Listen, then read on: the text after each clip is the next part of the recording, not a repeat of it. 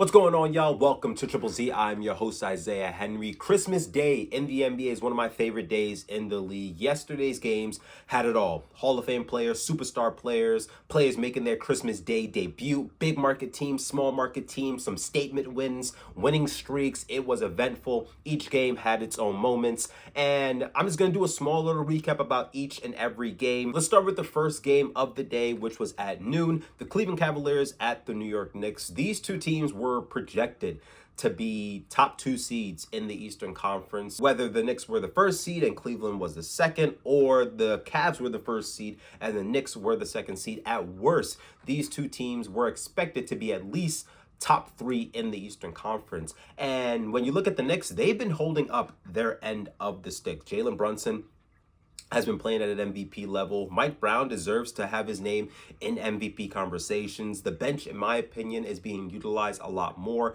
There's more fluidity to their offense. It's not Jalen Brunson, pounding the ball 1,000 times and then getting to his spot and then rising above the defender. You see OG Anunoby elevating his game offensively. Josh Hart's implemented back into the starting lineup, and the Knicks have a winning record when Josh Hart is in the starting lineup. I believe it's 10-1 or 10-2. The Knicks are coming off of winning the NBA Cup tournament, and that's something they can utilize to their advantage to build momentum moving forward into the season. For Cleveland, it's been somewhat of a disappointing season. This is not the same team that won 64 games last season, had multiple All-Stars, had multiple players make All-NBA teams, was one of the best shooting teams overall in the NBA. A lot of things have changed for the Cleveland Cavaliers. The way how the Cavs were playing in this game, Donovan Mitchell's putting on a great performance. Darius Garland, he was moving with so much bounce and fluidity. He was looking comfortable. He was cutting angles, getting inside the paint with the floater, the jump shot.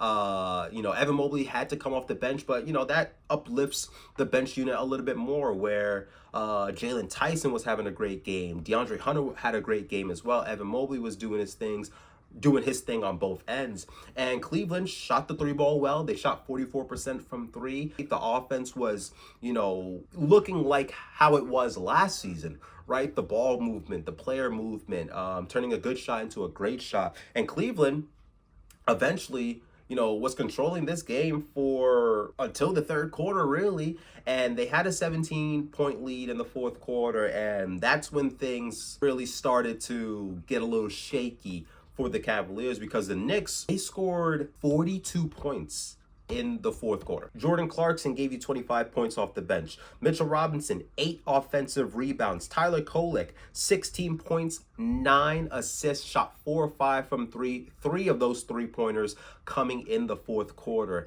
Josh Hart, left the game early with an ankle injury. Karl-Anthony Towns, he was a little quiet throughout the game. He was rebounding.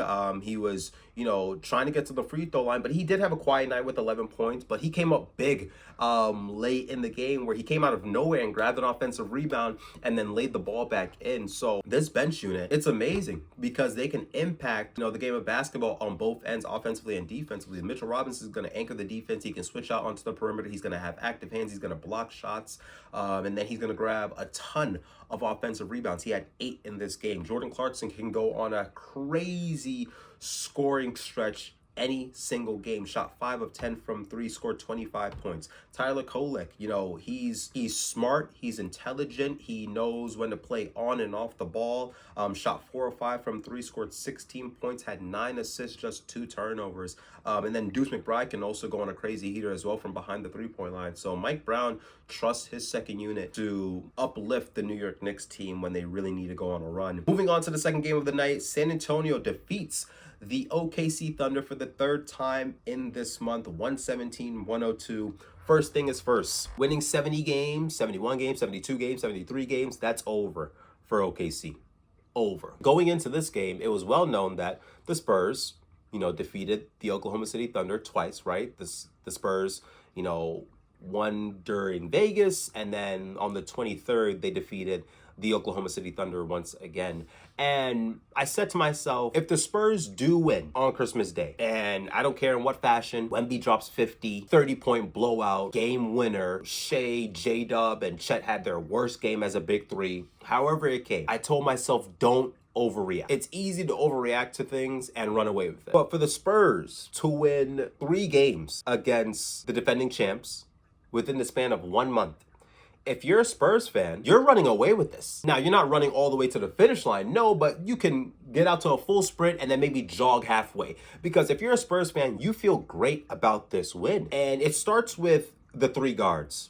De'Aaron Fox, Stephon Castle, and Dylan Harper. OKC, they're one of the best defensive teams in NBA history. They can switch, they can protect the rim, they love to pack the paint, they're sharp with their closeouts, their rotations, they play physical, they have active hands, their basketball IQ overall as a defensive unit is great. The biggest thing for OKC is keeping you outside of the paint. Castle, Fox, and Harper, they're not thrown off or worried about OKC's defense. Having 3 guards who can get inside the paint and create an advantage for themselves or their teammates, that's something OKC hasn't been able to figure out. To have a guard that can always get 2 feet inside the paint, run the offense, that can get the ball to Wemby when he needs the ball, the Spurs have found a way to apply pressure and kind of crack OKC's defense. Warriors defeat the Dallas Mavericks 126-116. Main story from this game, Anthony Davis leaves with a groin injury. This game was calm. Cooper Flag had a great game.